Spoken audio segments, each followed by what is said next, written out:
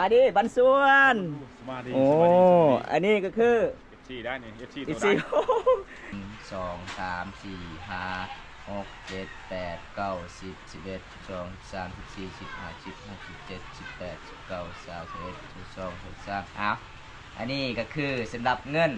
ผู้ใหญ่ใจดีจากทางไทยเป็นห่วงสาวโทพี่น้องไว้1,800,000 กีบ ขอบใจเด้อผู้ใหญ่ใจดีคืออุดหนุนให้น้อง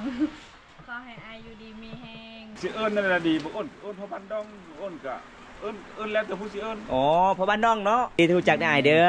เฮากับมาหาตัวกัน นี่พี่น้องไง สองอยู่สองคนอยู่ต้องตา เอา เราเป็นผู้สาวเนาะ มาจากคนมื้อนี้ วันนี้มาผู้เดียว โอ้มาผู้เดียว พอมาแต่บ้านปุ๊บฝนตกหำลงมาแล้วซ่า70 บาท 270 กว่าแล้ว 270 บาทเกือบ300,000แล้ว แม่น สองร่วมฮะอยู่หน้าร้านปลาย โอ้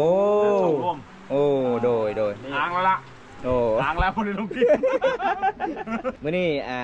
ไอ้ใหญ่เพิ่นอยากไปจีบสาวลาวพุ่นล่ะสาวลาว ได้ทุกคนเขาได้มาน่ะอยากจีบสาวจนเผาบรูหรือสาวมังกร แม่น ต้องหูภาษาน้อยๆนึง แม่แล้วก็ฮู้เกี่ยวกับประเพณี ประเพณีวัฒนธรรมของคนดี แม่ การอยู่การกินนี่แหละค่อยมักบึ้งสองจอดมึงว่าประเพณี โดย เลิกมีช่วงน่ะมีงานสงกรานต์พี่น้องชนเผ่า อ๋อโดย เพราะว่าเขาบ่เคยเห็น ทุกคนห้อม กินเลย ไอ้เน่า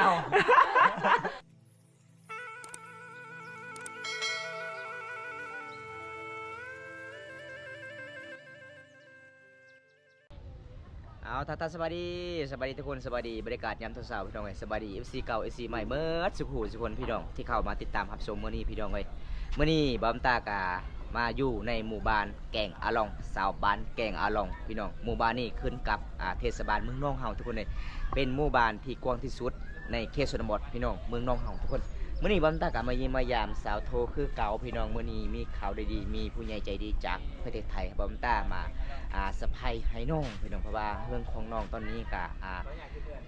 พ่อกับบสบายนี่พ่อกับป่วยพี่น้องก็เลยผู้ใหญ่ใจดีก็เป็นนักสงสารนี่พ่อเพิ่นก็ให้เงินบ่าวตาเอาจังได๋ก็ไปติดตามชมน้องกันล่ะพี่น้องอันนี้จะเป็นหมู่บ้านชาวบ้านแกงลองทุกคนเลยหมู่บ้านนี่ก็บรรลัยที่สุดทุกคนเลยในเขตชนบทพี่น้องในเมืองน้องเฮาทุกคนจังได๋ก็รับชมน้องกันเลยพี่น้องนี่ก็จะเป็นเฮือนศาลบ้านซ่องสอโททุกคนเลยอันนี้คือเฮือนศาลก่อนพี่น้องมื้อนี้ก็สิได้พ่อหรือบ่สอโททุกคนแบบเขตชนบทบ้านเฮาเฮือนศาลบ้านสองก็ประมาณซำนี้ทุกคนเลยนี่เห็นบ่ แต่เป็นตัว เรียกจนต้วย อ้าวโอ้พี่น้องจุดนี้ก็เป็นจุดที่ห้องนอนชาวโสดพี่น้องห้องนอนชาวโทนอนโอ้โอ้โอ้ยต่ำประตูทุกคนเลย นี่ทุกคนผู้ใดเคยเห็นกล้วยแบบนี้แปลกๆเด้อมันบ่คือกล้วยสุกเขียวเด้กล้วยแบบโบราณเลย สบายดี โดยสบายดี โอ้มื้อนี้บ่ได้ออกให้บ่น้อง ได้เห็นบ่ทุกคน อ๋ออยู่เฮือนเนาะ บ้านผู้ใดมี เดือนอยู่ศาล เนี่ย ข่อยเห็นเจ้าย่อเมื่อกี้นี่เจ้าย่อหยังฮะ ยังมากล้วย มักกล้วย โอ้เบิ่งทุกคนเลย แปลกบ่จ๊ะวะ ว้าขนยาวเลย บ้านอ้ายบุญตามี ฮะ บ่ กล้วยยังคือนี่น้อง ไปจึงตัว เปรียดเจยนต้วยมะกล้วยลักมะกล้วยลักชุกว่ะ อ๋อหมกกล้วยลักชุก มะกล้วยลักชุก โอ้ คันสิแปลภาษาลาว ทุกคนบ้านผู้ใดมีคอมเมนต์บอกเบาใส่เนี่ยแต่อันนี่เบาใส่บ่เคยเห็นครั้งแรกบ้านชาวโท แม่น อันกล้วยลักชุกเด้อก ล้วยลักชุกเปรียดเจยนต้วยกล้วยลักชุก โอ้ มันแสบบ่กินได้บ่ กินได้ อีหลีบ่ มา เอาทุกคน ลองมึงดู เอาลองเบิ่งเอาปล่อยให้อายก่อน เรียกจนต้วย โอ้ต้องแบบนี้บ่ นี่ทุกคนห้อม กินเลย ไอ้เน่า กินเลยบ่กินได้บ่ นี่ทุกคน ได้ ห้อม เอาทุกคนนี่หน้าตาเป็นแบบนี้คนยาวเลยได้ขนาดสมอยู่กลางทุกคนมันยาวอีหลีพี่น้อง เกือ เบิ่ง บ20%น อืม นี่ทุกคน นิ่มเนาะ อันนี้เดี๋ยวกินแล้ว นุ่ม มันนิ่มมันนุ่ม แซ่บหลายอะ แม่น เจ้าหักนี่บ่แซ่บเจ้าหักบ่ได้นอนน้ำกันเองชั่วโมงนี้ นอนน้ำกันอยู่ นอน นอนน้ำกันเองอ๋อ ก็น้ำกันตลอดใครนอ อ๋ น อนอนนำกันตลอด เห็นว่าบ่ได้นอนน้ำกัน เห็นว่าแยกทางกันแล้ว บ่ ดังแล้วแยกทางกัน ไปเปิดขายไปขายมันนี่ มาบ้านเรา ตอนนี้ไปส่งแม่เราจักไปใส่บ่ อืมกินข้าวกันน้ำหรือบ่ไอ้มามื้อนี้คืองามแท้เจ้า กินข้าวกินน้ำ กินแล้วกินนี่หยัง กินหน่อไม้ กินน้ำไม้ก็คือจ่าบ้าง หลังจากได้โพลแล้วตัวน้องเริ่มตุยแล้วบัดนี้ เริ่มตุ้ย เออ บ่แม่นเริ่มจ่อยบ่ เริ่มตุยเลยได้ บ่ เออ ว่าจะ มาตอนแรกๆโอ้ยจอยแห้งอะไรจะได้โพลคือเต้นน้ำไม่โพลเนาะ โอ้เดี๋ยวนี้ได้แล้วก็มีแห้งแล้วเนาะ มีแห้งเริ่มตุยเลยเด้ คือความฝันเลยบ่ iPhone อ่ะโอ้แบบว่าได้เกิดมาบ่เคยมี บ่เคย หน่วยแรกในชีวิต ตอนนี้ iPhone เจ้าอยู่ไสเอาไว้ สั่งแล้ว อ๋ออย่าให้มันตกเด้อแพงไว้ ลิ้นแล้วก็เซ็ตแล้วก็เอาไว้ดี พูดแล้วบ่เขาให้ ยัง ยังบ่สุกบ่น้อง ๆต้องบ่สุกเนาะ ยังบ่สุกทุกคนมาเยี่ยมมาย่ามเมื่อได้น้องก็ย่อตามประเพณีสุกินทุกคนเลย แม่น เอกลักษณ์เขตชนบทบ้านเฮาทีมปะบ่ได้พี่น้องประเพณีบ้านเฮาก็คือบ้านเฮาทุกคนเลยฮักเพลงกันตลอดว่าจะเป็นแขกต่างดาวก็แบบนี้พี่น้องเขตชาวลาวชนบทก็สิต้องยอมแบบนี้ทุกคนเลยบ่ว่าจะเป็นบอมตามไปเยี่ยมมายามสาวกาดสาวเพลงมากก็แบบนี้คือกันทุกคนเลยเพราะว่าหมู่บ้านนั้นก็เป็นหมู่บ้านที่บ่มีสัญญาณติดกับภูเขาพี่น้องก็น่าฮักหลายบ่ว่าจะเป็นสาวโทสาวไทยพี่น้องก็งามจิตใจก็ดีทุกคนเลย แต่มาเมื่อนี้อายกับบอดี้ได้นึ่งละเกือบลอยน้ำตกเซละนอง เพื่ออยากมาหาเจ้า เพราะว่าด้นแรกบ่ได้ไปหาเจ้า เพราะว่าเจ้าก็ติดภารกิจหลายเนาะช่วงนี้เฮ็ดเวียกเฮ็ดงานอยู่เฮือนอยู่ซ่านเสียหญ้าเนาะเสียหญ้าส่วนทุกคนเลย อีพ่อก็เท่าอีแม่ก็เท่า เป็นลูกสาวใหญ่ก็คือมิติสาวโทนั่นล่ะเสาหลักในครอบครัว ผู้ใดก็สมัครเป็นเคยมาเด้อ แมนคนกระงานเจกะดี โอ้ย บอกเลยพี่น้องเอ้ย มาหาปลาแกงอะลองให้ชาวสวน บากบืดเนาะบ้านเฮาเนาะอยู่กับศิลนองเนาะมีปลาใหญ่ปลาน้อยมีเบิดพี่น้องมีปูมีปลา ผู้สาวก็หลาย หลาย32 คน มีแต่ผู้เป็นตะแพง หลังจากเอากล้วยกินแล้วเอามักแตงอีก โอ้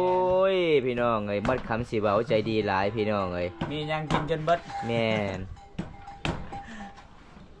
อ้าว อันนี้คือมันเป็นสีเหลืองเนาะมันหวานคือกันบ่ ยังบ่ได้กิน อ้าว บ่ได้กินเอ้า กินลังเบิ้งแกงปลาใจนี่มักแตงใจ ไปได้ชาวโท มักแตงโมทุกคน แอมบ่ ยัง เงียบอ่ะ เงียบ ลองเบิ้งทุกคน เงียบ ป็ ก็ นจั่งใด คือหวานนะทุกคนเด้อ แซ่บหลายบ่ มาทุกคนลุยน้ำกัน เงียบเลยเนาะหวานแซ่บสาวโทมื้อนี้ขอขอบใจหลายๆเด้อที่ย่อให้อายกินมีหลากหลายเนาะมื้อนี้เนาะมีมักแตงมีกล้วยทุกคนเลยเพราะว่ามาเยี่ยมมายามเมื่อได้น้องก็ใจดีหลายทุกคน ใจดีอีหลี มื้อนี้น้องฮู้บอกว่าอายมาเยี่ยมมายามน้องฮะ บ่ บ่ฮู้เลยว่า คือใจดีแท้หัวแต่เช้า อารมณ์ดีตลอดเลยเนาะ แม่น หลังจากได้ไอโฟนอารมณ์ดีตลอดเลยทุกคนเลย แต่ก่อนนี่เหงาบ่ ง่าวตลอดเลยบ่ปรับบ่เบาเมื่อนั้นก็ให้อีกโอ้ยจนตกใจพี่น้อง ให้ เลย ให้บ่ได้เล่นโทรศัพท์กินหอด แม่ กินหอดโทรศัพท์ เปิดเครื่องบ่ได้ปิดก็บ่ได้ เปิดสัญญาณก็บ่ได้เอาพี่น้องมื้อนี้ก็มาเยี่ยมมายามสาวโทกับมีหยังหลายพี่น้องเอ้ยมื้อนี้ก็สิพา FC ได้รับชมเพราะว่าเฮาโดนๆแล้วบ่ได้ไปเยี่ยมไปยามน้องเพราะว่าเฮาก็กินฮอด FC ก็กินฮอดหลาย ลายมือเลยเนาะ แม่นเฮาก็เลยไปแต่ละหมู่บ้านเนาะ แม่นไปลายหมู่บ้าน ไล่หมู่บ้าน ม่ด้พัก ไล่ ด้วยกัน ไล่เมืองทุกคนเฮาไปทุกคนเลยเฮาก็เลาะบางคนบางบ้านก็มีสัญญาณบางบ้านก็บ่มีสัญญาณทุกคนมื้อนี้ก็มาเยี่ยมมายามถึงเฮือนถึงศาลเซาเธอคือเก่าพี่น้องมาสะพานบุญให้พ่อใหญ่ใจดีจากฝั่งไทยกับทีมงานเฮา2คนนี่ล่ะพี่น้องจนได้ก็จัดให้เต็มที่นี่ล่ะพี่น้องคันบ่มาก็บ่ได้พี่น้องอายใหญ่เพิ่นก็เป็นห่วงสาวโทรหลายเพราะว่าอีพ่อก็บ่สบายเนาะอ๋อ เจ็บแค่บ่ เจ็บแขวบ่ ยังบ่เศร้าอยู่ ยัง ไปกวดแล้วบ่อยู่ห้องหมอ เราไปกวดอยู่บ้านดง อยู่บ้านดงเขาว่าจังได บ่ฮู้นางพอตาแบบ แค่ล้นหมดเลยบ่ แขวยังบ่ได้ล้นแต่ว่ามันเจ็บ เจ็บเบิด อ๋อ อ๋อกินข้าวบ่ได้บ่ กินบ่ได้ตอนนั้นแต่ว่าตอน มันเจ็บแห้งเนาะ แม่ มีแต่อยากหายตลอดเลยโอ้ ไอ ไอไม่อยากไอ เลยมันแบบเป็นไข้ขึ้น เป็น มา ไข้เนาะ อ๋อ โอ้เป็นไข้พี่น้องเอ้ย หลายๆคนน่าจะเคยเจ็บแขวมันแบบโอ้โหลำบากอีหลีนะเจ็บแขว ลำบาก น่ะบ่ใส่เคยเจ็บเดือนหนึงบ่ถอยไปทอนเลย ปันใช่อ่ะ เฉพาะเจ้าแครอนเนาะ ประทานเบิดเลยเขา เอ เจ็บ อเอาทุกคนเลยเพราะว่าเฮากะมาเยี่ยมมายามมื้อนี้บ่ได้พอไอ้พ่อไอ้แม่เนาะไอ้พ่อแม่ไปไสมื้อนี้น่ะ ออกให้ ออกให้ ให้เนาะ เจ้าอยู่เฮือนพี่วิกอยู่เฮือนอ๋อส่วนน้องสาวจะไปใส่เบิดไปเรียนหนังสือบ่ ไปเห็นหนังสือหม เรียน ดแล้ว อ๋อทุกคนน้องสาวเพิ่นกับไปเรียนหนังสือหมดแล้วพี่น้องนี่ล่ะเฮือนสารบ้านสองสาวโทพี่น้องเอ้ยก็บ่มีหยังหลายพี่น้องเขาเจ้าแอมโดยไม่เหียธรรมดาล่ะพี่น้องเอ้ยแบบเฮือนก็บ่มีผู้ชายมีแต่ไอ้พ่อผู้ชายทุกคนส่วนหลายก็ลูกสาวก็เอาผัวหมดแล้วเนาะ อ้ายเจ้าไปใช่เอาเมีย เอาเมียหมดแล้ว โอ้ แล้วก็ล่องเนาะที่เฮือนไอ้พ่อแม่เนาะ แม่น อ๋อพี่น้องเอ้ยหลังจากได้เมียแล้วก็ลงปะไอ้พ่อแม่เด้ โอ้เคสนี่เนาะ แม่น ผมมีพายุนำ คันผู้หญิงก็คือต้องไปอยู่เฮือนผัวเนาะเอาผัวโอ้พี่น้องเอ้ยมันเป็นเอกลักษณ์ประเพณีบ้านเฮาพี่น้องที่12ของ14บ้านเฮาตะบนนี้ทุกคนอยู่นํกันบ่ได้เขาอยู่นํกันนี่ผิดกันตลอดเนาะ คันลูกจะไพ่เนี่ยมาอยู่นำได้เนาะได้บ่ รู้สึกไผได้ ได้ว่าเฮาแต่ง ได้ ได้บ่ ได้ อ๋อแต่ว่าลูกชาวเอาลูกเคยมาบ่ได้ บ่ได้ อ๋อ ต้องเฮ็ดเฮือนต่างหากได้ แต่ว่าคันมาดินมาแอนน่ะได้ ได้ อ๋ออ มาเยี่ยมมายามได้ โอ้ คันอยู่นี่ก็คือต้องเฮ็ดเฮือนต่างหากได้ แบบว่าง่ายว่าสู่บ้านเนาะ สู่บ้านมื้อนี้ก็บ่มีหยังหลายพี่น้องบอมตาก็มาเยี่ยมมายามเซาโทคือเก่าพี่น้องเอ้ยมีผู้ใหญ่ใจดีจากทางไทยให้บอมตาไปเยี่ยมไปยาม แล้วก็ขอบคุณหลายๆอ้ายใหญ่เพิ่นที่เชื่อมั่นและมั่นใจบอมตาแล้วก็ทีมงานเฮา2คนมาสะพานบุญให้พี่น้องมื้อนี้บอมตาก็มามอบในมือน้องเลยเงินที่ผู้ใหญ่ใจดีฝากมาพี่น้องประมาณ 3,000 บาททุกคนเลยนี่พี่น้อง1 2 3 4 5 6 7 8 9 10 11 12 13 14 15 16 17 18 19 20 21 22 23เอาอันนี้ก็คือสำหรับเงินผู้ใหญ่ใจดีจากทางไทยเป็นห่วงสาวโทพี่น้องไว้เพราะว่าอ้ายใหญ่เพิ่นกะได้ยินจะว่าไอ้พ่อบ่สบายบ่อ๋อเป็นขายลายมือเลยเนาะคนก็เลยอ้ายใหญ่เพิ่นก็เป็นห่วงก็ละฝากเงินนำบ่าวบังตาแล้วก็บังตาก็มาสะพานบุญให้พี่น้องเงินรวมทั้งหมดก็คือ1,800,000 กีบพี่น้องเอ้ยอันนี้เงินที่หลังจากที่น้องได้เงินแล้วก็น้องจะให้ไผอันนี้นะให้พ่อบ่เอาเนี่ย ดีใจ ดี ป่ะ ใจตลอดอารมณ์ดีตลอด อารมณ์ดีตลอดขอบใจเพิ่นแน่ ครบบ่ครบแล้วอย่าเลิกดึงเอาเว้ย จ้ะ อันเลิกนี่ไล่ใจไอ้ลี่เจ้านะจังได้ก็ขอบคุณที่ผู้ใหญ่ใจดีจากท้องไทยนี่เด้อ ขอบใจเด้อผู้ใหญ่ใจดีที่อุดหนุนให้น้อง ขอให้อายุดีมีแฮง ขอให้ร่ำให้รวย ขอให้ร่ำให้รวย ปรารถนาสิ่งใดขอให้ได้สิ่งนั้น พัฒนาสิ่งใดขอให้ได้สิ่งนั้น นี่ขอให้อ้ายได้เงินกลับคืน100 เท่าล้านเท่าเด้อ พอแล้วมั้ยพอตามอ้ายแล้วมั้ย กระดังเนื่อง ตารางหนึง กระดังเนื่อง ว่าตามเลย โอ้ย เอาไม่เอา ขอให้อ้ายได้เงินกลับคืน100 เท่าพันเท่าเด้อ ขอให้อายได้เงิน ดี ขอให้อ้ายได้เงินกลับคืน100 เท่าพันเท่า อย่าว่าได้ดีใจจนที่ให้เลย อันตรายน้อง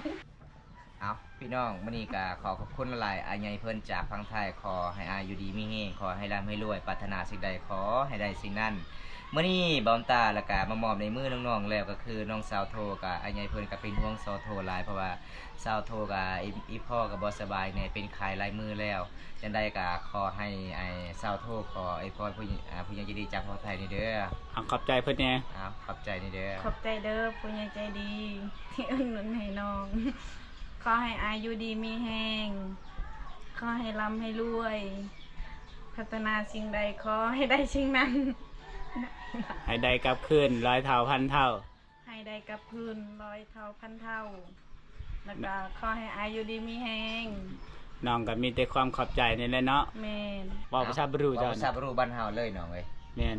ไอ้พรในจากบาทนี่ แบบได้ภาษาบรูวันเจ้านะ ว่าดิบได้บ้านเฮาเอา บ่ ครับ เนาะเอาแบบใดเนาะบ่ใส่ก็บ่ฮู้คือกันทุกคน เอา นะ ภาษาบรูบ้านเฮานับแม่มือบันส่วนเนอ มันชวนนะ ขอให้อยู่ดีมีแห้ง ขอให้อายุดีมีแฮง อยู่ดีจุโก ใจอีตะโก บ่ให้เจ็บบ่ให้ไข้ อ่อน ขอให้ร่ำให้รวย อ่อนจั่วประอ่อนมันเบิ่น นี่พี่น้องไงน้องกะอวยพรบ่ค่อยเก่งปานใดพี่น้องเพราะว่าน้องว่า สำหรับเงินก่อนนี้ก็ขอไอพรให้อายอยู่ดีมีแห้งขอให้ร่ำให้รวยปรารถนาสิ่งใดขอให้ได้สิ่งนั้นหาเงินหาคำขอหาอะไรเข้ามาพี่น้องเอ้ยให้ได้10 เท่าพันเท่าล้านเท่านั่นล่ะพี่น้องเพราะว่าน้องสาวโทก็ปกติบางคนบ่รู้จักว่าน้องที่คุยบ่แม่นทุกคนเลยน้องก็เคินหลายพี่น้อง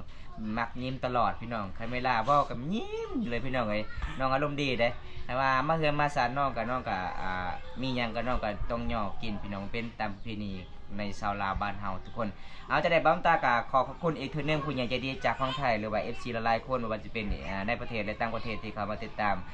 คลิปนี้แต่ต้นจนจบก็ขอให้อยู่ดีมีแห้งขอให้ร่ำให้รวยเด้อปรารถนาสิ่งใดขอให้ได้สิ่งนั้นพี่น้องจะได้บ้ำตากะยินดีนำอายเพิ่นที่มาฝากเงินในบ้ำตาให้สิพันบุญให้พี่น้องจะได้กะขอขอบใจหลายอีกเทื่อนึงอายใหญ่เพิ่นเด้อยังนี่นะน้ำไม้โอ้สิ่งที่ขาดบ่ได้คือน้ำไม้เนาะโอ้ยทุกคนเลยมาเมื่อใดแต่บังมาเมื่อใดกะบัง เมื่อใดเนาะจะได้กุ้งทะเลเนาะ ปลาหมึก คันได้ปลาหมึกกับเฮ็ดกินบ่เป็นอีกน่าจะเบิ่งสาโทนี่น่าจะต้มกับขี้เลย เป็นบ่ชาวหมึกเอ้ยบ่แม่นชาวโถ สาโทนี่เนาะสาโทเนาะบ่เคยกินเนาะ บ่เคยกินเนาะ กินแต่บังจ่าแต่หน่อไม้กินแต่หน่อไม้ทุกคนเลยอาหารหลักบ้านเฮาคือชนบทบ้านนอกบ้านนาพี่น้องบ่เคยมีเงินมีคำเข้าไปในเมืองบ่เคยกินอาหารทะเลบ่เคยกินอาหารอยู่ในอาหารพี่น้อง แม่น กินแต่ตามธรรมชาติทุกคนเลย บ่ชาวโถสมมุติว่า FC เขาซื้อกุ้งให้เจ้าเนี่ยเจ้าเฮ็ดเป็นบ่ซื้อ กุ้งนี่ได้ ปลาหมึก เนาะกุ้งเนาะ เป็น คันปลาหมึกนี่น่าสิยากแน่นอน ว้าว น่าจะต้มกับขี้แน่นอน ปลาหมึกมีขี้บ่ชาวโถบ่มีเนาะ ปุ้ม โอ้ แสดงว่าน้องบ่เคยกินเลยบ่ บ่เคยกิน อ๋อ กุ้งได้จากกุ้งมีบ่อะไรเคยกินบ่กุ้ง เคยกินอยู่ เคยกินอยู่เด้อ FC เอ้ยถ้าเจะฮู้ว่าชาวโถเฮ็ดกุ้งน่ะอย่าลืมซื้อกุ้งให้ชาวโถเฮ็ดลองเบิ่งเป็นแนวใด เป็นไรเขาบ่ได้เผาน่ะกุ้ง อืม ต้มเหรอ อืม อืมอย่าว่าแต่ชาวโถเด้อบ่ใส่ก็บ่เคยกินคือกันกุ้งอ่ะ แซ่บหลายเนาะ แซ่บบ่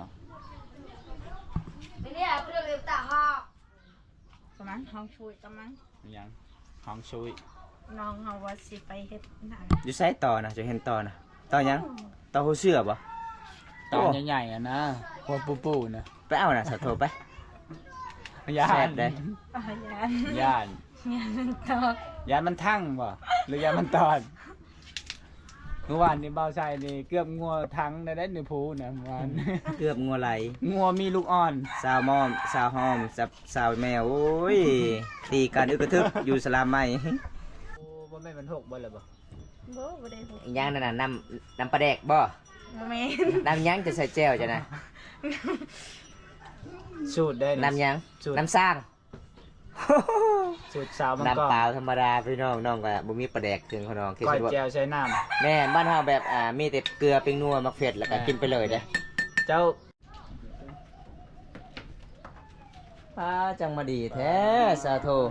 ยอมผักข้าวสุกินนี่ทุกคนเอาพี่น้องเอกลักษณ์ สาวลาว สาวลาว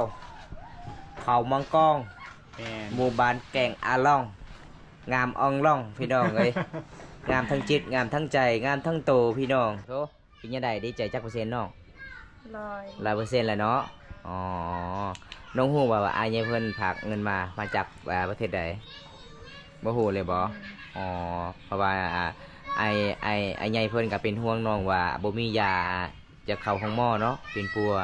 น้องไข้พี่น้องเอ้ยแควเจ็บแควบ่อ๋อแควเกือบหล่นเนาะ แก้วเกือบหล่นบ่แม่นหล่นแล้วบ่แต่บ่ได้หล่นเนาะ แต่มันเจ็บแห้งเลยบ่น้อง โอ้แต่ว่าแก้วบ่ได้หล่นแต่เจ็บเจ็บ บ่แม่นเนี่ยอยู่เฮือนน้องเฮ็ดผิดเหตุอีบ่อยู่เฮือนอยู่ศาลนะ บ่ บ่ บ่ได้เฮ็ดหยัง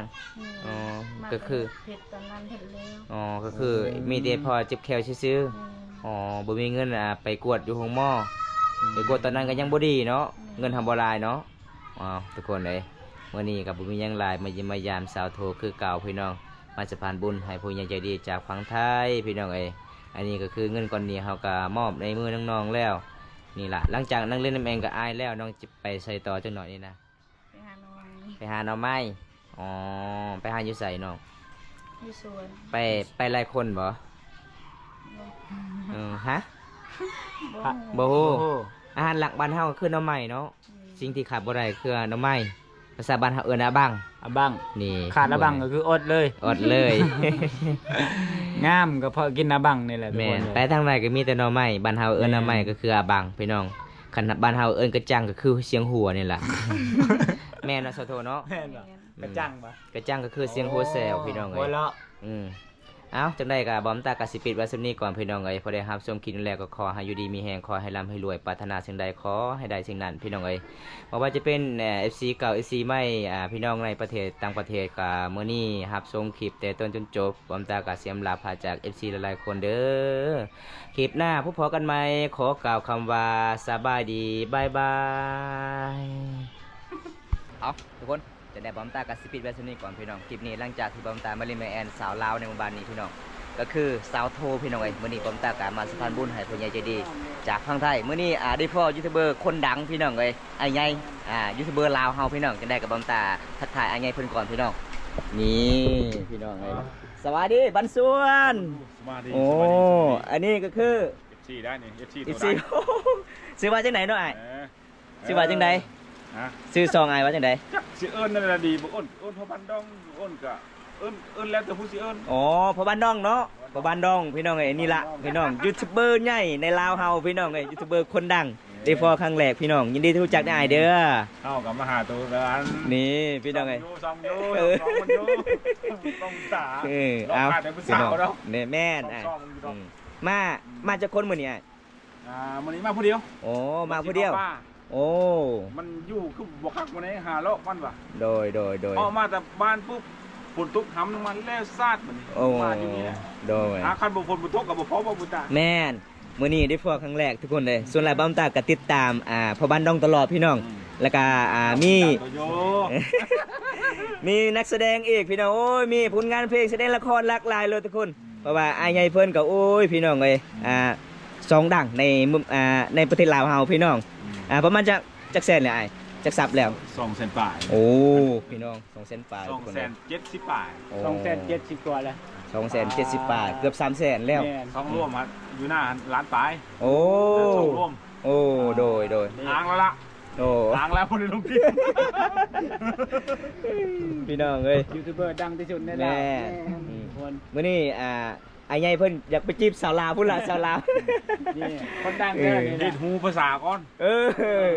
สำคัญเด้อทุกคนเพื่อได้มาอยากจีบสาวชนเผ่าบรูหรือสาวมังกรต้องหูภาษาน้อยๆนึง แม่แล้วก็ฮู้เกี่ยวกับประเพณี ประเพณีวัฒนธรรมของคนมี แม่ การอยู่การกินนี่แหละ แม่นโดย เพราะว่าแถวๆเมืองนอกนี่กับผู้สาวกันหลายๆอยู่นะ แม่นลายสาวลาวเผามังกอง มามังกร แม่น หมวนอยู่ได้มากันส่งปะปุตตาโย โดยขอบใจหลายเด้อ คลิปเพื่อตลอด ผู้หนึงครับส่งคลิปผู้หนึงแล้ววันนี้ โอ้แล้ว แลกกันเบิ่งเลยเนาะเออ เบิ่งสองคนนะ เออ เพิ่นว่ามีลูกสาวคอยมักเบิ่งสองจอนมึงว่าประเพณี โดย เลิกมีช่วงน่ะมีงานสงกรานต์พี่น้องชนเผ่า อ๋อโดย เพราะว่าเขาบ่เคยเห็น แม่น แล้วเขาอาจจะได้บ่เห็นนะ แม่นโดยขอบใจละลายขอบใจละลายที่รับชมประเพณีบ้านเฮา เพิ่นไปหาโยกินเขาก็เบิ่งได้ อ๋อ เพราะว่าง่ายๆคือเบิ่งประเภทนี้จะหลายกว่าคลิปผู้สาว แม่น เขาจะมักเบิ่งแต่เขาบ่เคยเห็นเด้ แม่น โดย งานสงกรานต์พี่น้องชนเผ่าบ่รู้นี่เขาบ่เคยเห็น แม่น เขาเบิ่งสองหมอ แม่น แต่เขาสิไปท้ายคือหมอเขาเอาหมูจัก แม่นเอามือหน้าก่อนคันมีก็สิติดต่อให้ได้เด้อ มาร่วมงานน้ำกัน เอาทุกคนจะได้บำตากะสิปิดไว้ช่วงนี้ก่อนพี่น้องคลิปนี้ถ้าพอได้เข้าช่วงคลิปนี้แล้วก็ขอให้อยู่ดีมีแรงไว้สุขสุขคนพี่น้องเลยวันนี้บำตากะมาสะพานบุญให้พ่อใหญ่ใจดีจากประเทศไทยมอบเงินให้ซาวโทเพราะว่าอีพอซาวโทก็บ่สบายแน่พี่น้องป่วยประมาณหลายมื้อแหละพี่น้องเอาคลิปหน้าพบกันไหมพี่น้องเอ้ยขอกล่าวคำว่าสบายดีครับบ๊ายบาย